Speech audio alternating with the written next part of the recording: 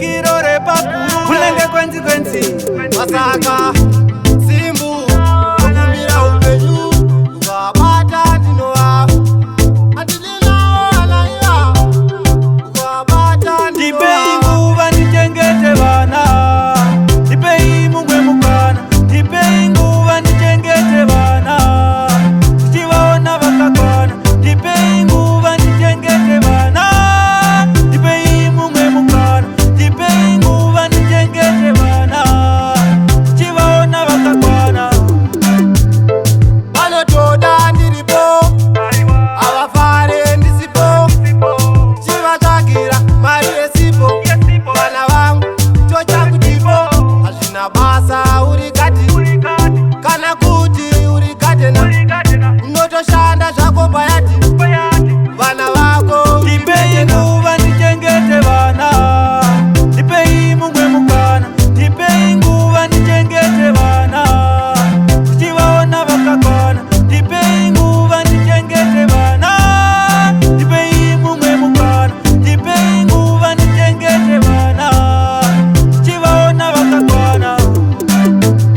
Ndivo wandinoraramira Ndinomuka ndichivashandira Pakati peusiku ndinovanamatira Dai Mwari mandichengetera ndinawo alaiwa ukabata ndinowa andilinawo alaiwa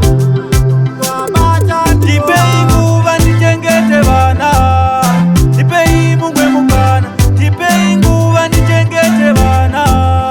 Tichivaona vakakwana Tipei nguva ndichengete vana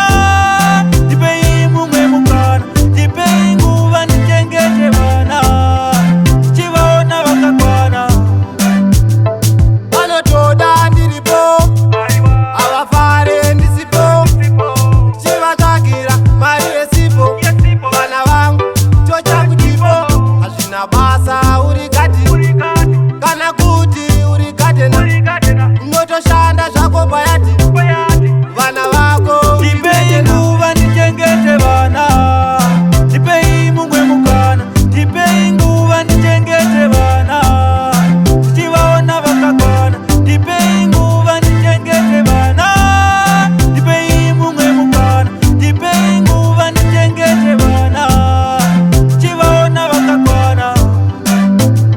Ndivo wandinoraramira Ndinomuka ndichivashandira Pakati peusiku ndinovanamatira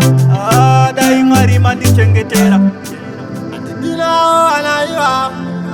ukabata ndinowa